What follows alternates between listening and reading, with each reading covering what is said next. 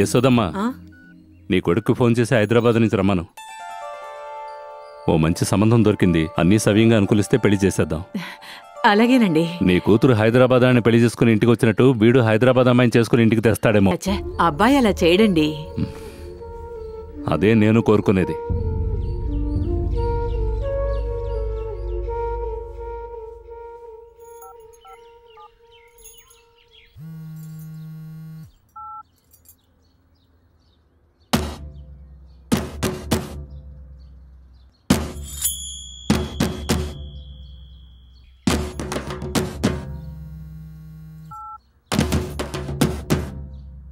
అయ్యో అంకుల్, మీకు ఆ ఫ్యామిలీకి ఎప్పుడు లడాయని తెలిసిందో ఆ రోజు నుంచి ఆ అమ్మాయి సైడ్ వాడి కన్ను కూడా పడలేదు.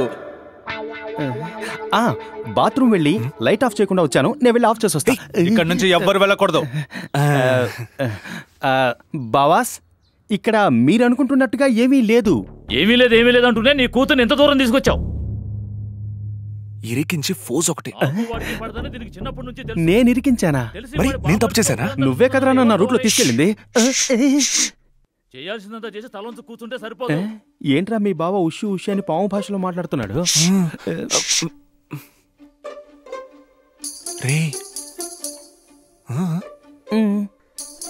కలిసి బైక్ లో తిరిగేంతగా అంత పరిచయం నీకు అతనితో ఎలా పెరిగింది? ఇటు చూడు పవిత్ర, ఇటు చూడు.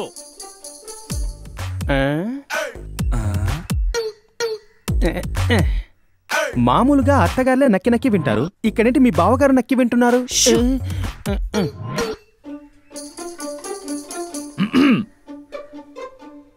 నేనేం ప్రేమకు వ్యతిరేకింది కాదు. అలాంటి వాడినైతే నేను చదువుకునే రోజుల్లో ప్రేమ వద్దిల్లాలి అని నినాదాలు చేసేవాడిని కాదు. వీధిని పోయే ఓ కుక్కను చూపించి, నాన్న నాకు అది నచ్చింది చేసుకుంటానని చెప్పు. నేనెంత కష్టపడైనా ఆ కుక్కను మనిషిని చేసి నీకు ఇచ్చి పెళ్లి చేస్తాను. అంతేగాని ఎదురింటి కుక్క బావమరిది నచ్చాడని మాత్రం చెప్పొద్దు. అందుకు నేను సుతరాము ఒప్పుకోను. వాడికి నాకు ఏమన్నా నిన్న మొన్నటి పగ, 20 ఏళ్ల పగ వెంటనే చల్లారుతుందా? నేను బతుకున్నంత వరకు చల్లారదు. ఒకవేళ నా ప్రమేయం లేకుండా ఏమైనా చేద్దామనుకుంటున్నావా? అబ్బే, అలాంటిదేం లేదండి. ఇలా చూడు, అలాంటిదేమన్నా ఉన్నా దానికి నేను ఒప్పుకోను. బాబాస్, దోశ పెనం మీద నీళ్లు జల్లినట్టు ఊరికే ఉస్సు ఉస్సు అనకండే. యాక్చువల్గా ఈ ఫ్యామిలీకి ఆ ఫ్యామిలీకి మధ్య గొడవ ఏంటి? అది మా నాన్నగారిని అడగాలి. ఇంతోటి కథ తెలుసుకోవడానికి నేను మీ నాన్న దగ్గరికి వెళ్ళాలా? మీరు చెప్పకూడదా, నేను వినకూడదా? అదంతా నాకు తెలియదు. మా నాన్నకి ఆయనకి మధ్య గొడవ. ఆ గొడవే చెప్పండి బాబాస్. అన్నదమ్ముల మధ్య అనేక ఉంటాయి.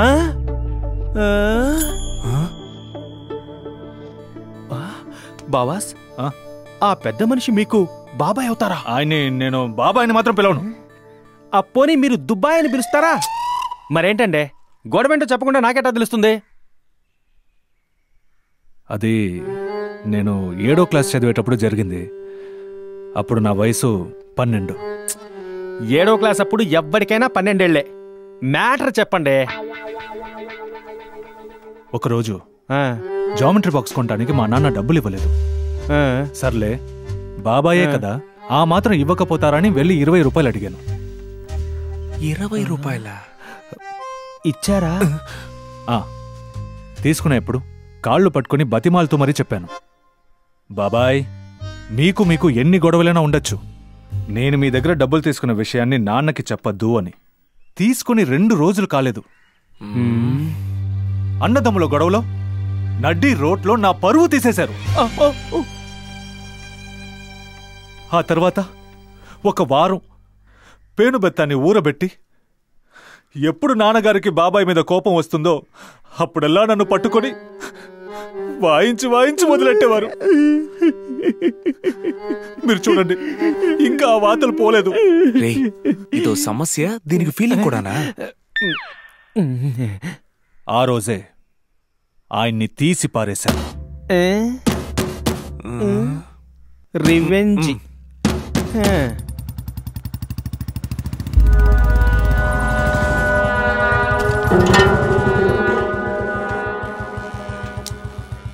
ఇద్దరు మాట్లాడుకునేలా చేయాలి. చెప్పండి. మా అత్తగారు ఊర్లో మా పెద్దమావ గారు ఒకరున్నారు. వారిని పిలిచి మాట్లాడిచ్చామనుకో ఇద్దరు రాజీ పడిపోతారు. జామెంట్రీ బాక్స్ గొడవకి జడ్జి అవసరం అంటారా? ఈ సప్పిడి మ్యాటర్ కి పంచాయతీ పెట్టి అది ఊరు గొడవై ఊరంతా నాశనం అవడానికా? మోహన, అన్నిటికీ వంకలు పెడతావు కానీ ఒక్క సలహా కూడా ఇవ్వ. అనుకున్నా. ఏం పవిత్ర, మీ అమ్మగారు ఇచ్చిన ఐడియా వర్కౌట్ అయ్యేలా అనిపిస్తోంది. మనం ట్రై చేసి చూద్దామా? రేయ్, వాడెవడో తెలుసుకోరా. తెలుసుకుంటాను. లేదంటే రే మామా, వీళ్ళిద్దరిని కలపాలంటే ఒకే ఒక్క దారుంది. బాబాయ్ అబ్బాయి గురించి ప్రేమగా మాట్లాడాలి, అబ్బాయి బాబాయ్ గురించి ప్రేమగా మాట్లాడాలి. ఇది కాక ఎవరు ఎలాంటి ప్లాన్ వేసినా వర్కౌట్ అవుదరా. మనం ఈ ప్లాన్ లో పోతే? ఏ ప్లాను? అబ్బో, ఈయనొక పెద్ద మృదంగ చక్రవర్తి. అది తప్ప ఇంకో పని చేయడానికి అవమానం. దానికి తోడు బహుగళ బాదుషా అన్న బిరుదొకటి.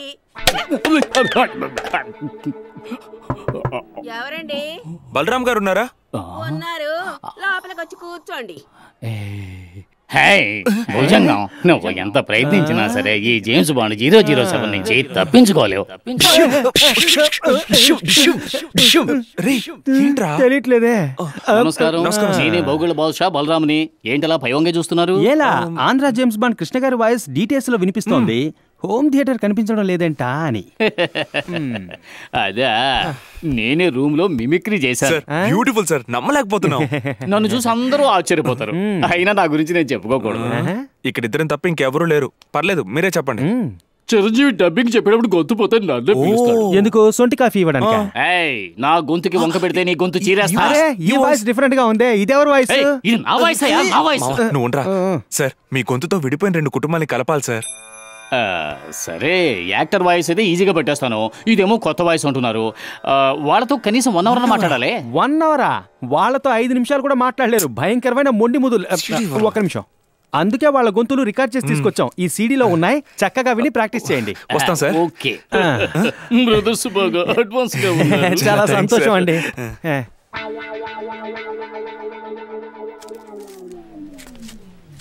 బ్రదర్స్ ఇద్దరు భలే అడ్వాన్స్ గా ఉన్నారే. బ్రదర్స్ ఇద్దరు కూడా కొంచెం అడ్వాన్స్ గానే ఉన్నారు. ఏంటి మామ వీడు చెప్పిందే మళ్ళీ మళ్ళీ చెప్తున్నాడు? ఈయనకి అడ్వాన్స్ కావాలని మన డిఫరెంట్ వాయిస్ లో అడుగుతున్నాడు. ఈ గొంతు పోయిందనుకో మన ప్లాన్ అంతా చెడిపోద్ది. ఇవ్వరా అడ్వాన్స్? ఇవ్వరా?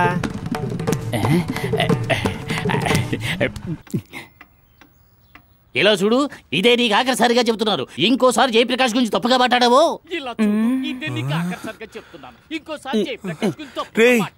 ఏంట్రా ఇది? బావు గొంతులాగే లేదు. ఇప్పుడే తను పొత్తి కడుపులో గాలి కొట్టుకుని మెల్లిమెల్లిగా బాబాస్ వాయిస్ పైకి తెస్తాడు. ఏంటంటే ఏంటయ్యా 10వ తరగతి పిల్లాడు పబ్లిక్ ఎగ్జామ్ కి బట్టి పట్టినట్టు ఇంతసేపటి నుంచి చదువుతున్నావు? ఎప్పుడు మాట్లాడతావయ్యా? నీ రెడీ సార్, వెళ్దాం. ఏంటి ఫస్ట్ నైట్ వెళ్లే వాళ్ళ మాట్లాడుతున్నావు? ఫైటింగ్ వెళ్లే వాళ్ళ మాట్లాడవయ్యా? ఫైటింగ్ ఎవరితో? మీ ఆవిడ ఫోటో నీ దగ్గర ఉందా? జేబులోనే ఉంది. ఇప్పుడు వచ్చింది చూడు. ఈ కోపాన్ని అలాగే ఫిక్స్ చేసుకో. జయప్రకాష్ ని విడిచిపెట్టను. ఎవరనుకున్నావు? ఓకే.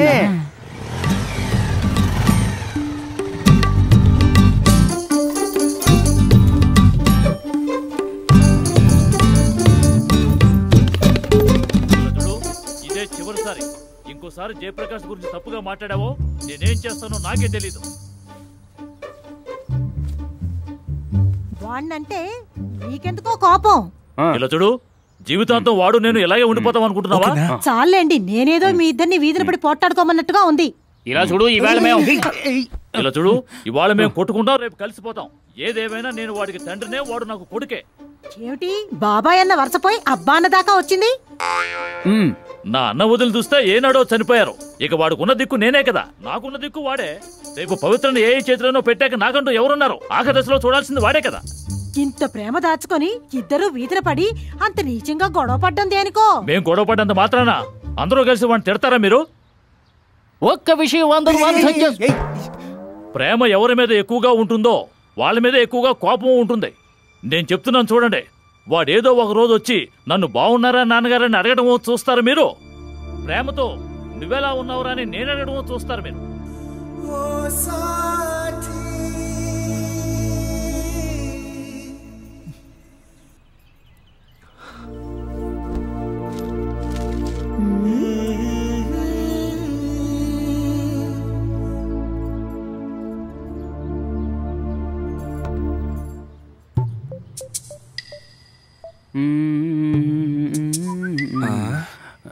రే మావా